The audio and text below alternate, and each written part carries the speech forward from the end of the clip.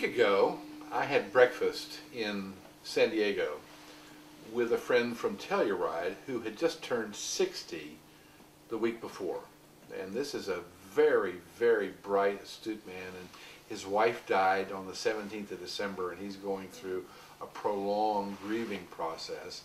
And in the process, he is able to do whatever he wants to do and just follow whatever his heart tells him to follow. And we got to talking, and he said, the biggest disappointment that I have is that the people of my generation who went through the 60s seem to have failed the dream.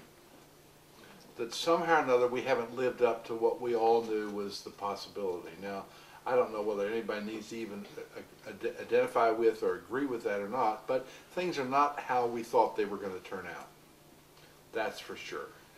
And yet, all of us, there are a number of people here that lived through the 60s. They say if you did live through the 60s, you weren't, if you remember, you weren't there.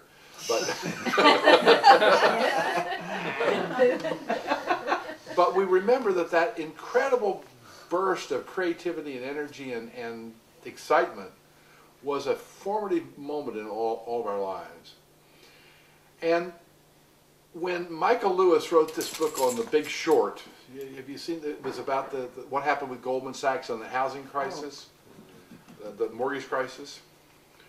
One of the people in the book that he describes is this 32-year-old doctor who was a multi-level genius, and when he was not doing doctoring at a hospital, he was staying up. He was able to sleep 3 hours a night. He was staying up and learning about the finance thing, and he became very good at it. And people started following him and this, that, and the other, and he started to make a lot of money at it. And in the book, he talks about the fact that he started watching what was happening, and he said, the only thing that I could figure out was that this has become entirely insane. And the only response to this was to do something completely insane. So this guy was the one that started betting against the mortgage crisis.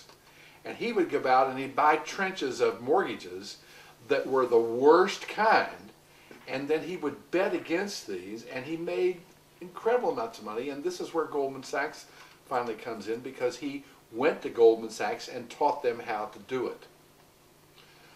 But you think about that, and you think he only saw insanity, and his only response was to respond in what appeared to be to everybody else an insane fashion.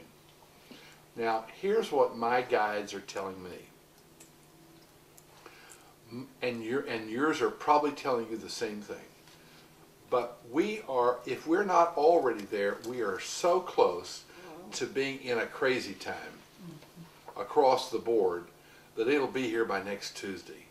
I mean, it feels to me like this is a crazy, crazy time. And my guides have, and I'm probably more outspoken and politically active than Brad, although I'm not sure about that, but close enough. And what I'm being told is there is no sense whatsoever in getting involved with this side or that side or any other part of this craziness, because there are not going to be any winners, and the losers are going to be everywhere. And what I'm being told is that it's my job, and maybe you're hearing the same thing, to not even be fazed by the craziness, but to think beyond that to what's coming when we get through this. And what's it going to require of all of us, and what's going to be the magnitude of the change? Not is there going to be change, what's going to be the magnitude of it? And what I'm hearing is that the environment is going to have an impact on us, big surprise. But it's also true that our governmental situation is going to have some big changes occur in it. There's even some talk that we're going to have to rewrite the Constitution and the Bill of Rights for this century. So something is coming out of this, and if you have any doubt that things are happening that are crazy, all you have to do is to look at the Catholic Church and to realize that with their idea of infallibility, they have literally backed themselves right up against the wall, and there's no way out for them. And it's astounding to me that the Pope is going to bring in 400,000 priests to Rome for a rally in his honor in the summer in the midst of this incredibly insane situation. So here is the only thing that I would like to suggest that we talk about and that we think about and we work on, and that's this. Getting involved in the crazy is not going to help. But getting beyond the crazy and to thinking about how we can visualize this future, that it's either going to be a positive future or it's going to be really bad stuff. And our job, and this is what my guides are telling me, is our job is to find a way to visualize this future and live in it before we get there, as if it were our future. What is it we say, Brad, that you have to be the change that you want to see? So we have to become the change that we hope we'll see in the midst of what's going to be real craziness. And forget everything you've heard about 2012. That's going to be just like the millennium in 2000. It's going to be just as anticlimactic. This change is starting now, and it's going to go through probably all of the next decade. And we're the people that are going to have to hold the vision and say, we must do it. And what's interesting about that is that this concept of the divine matrix, everybody familiar with the divine matrix? Anybody? Okay, the divine matrix is a Greg Braden term.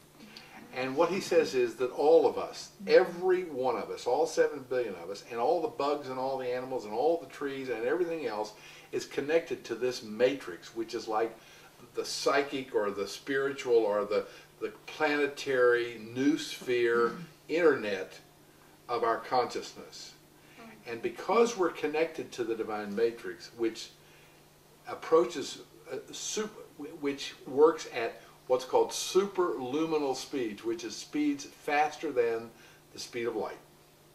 We're all connected with this, and every time we upload something into the divine matrix, it goes out there and it affects people in ways that they may not even know about. But it's important for all of us to be aware that we have this power. And if we use this power to upload these really positive things, the minimum it does is it counterbalances all the negative crazy that's out there.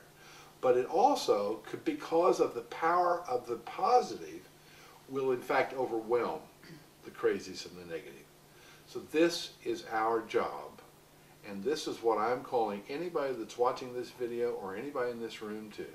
It is time now for us to wake up and realize that the role we have is massive in what's happening and what's about to happen.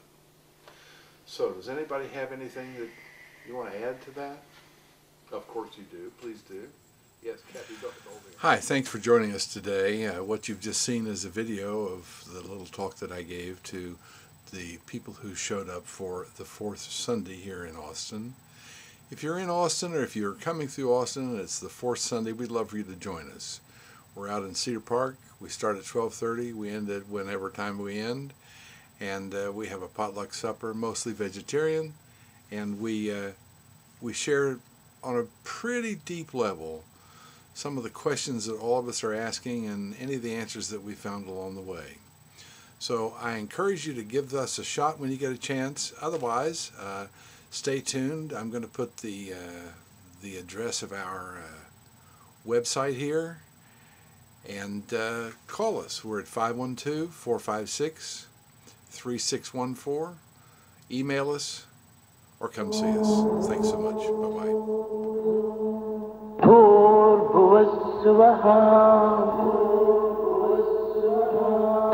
तत्सवितुर्वरेण्यम्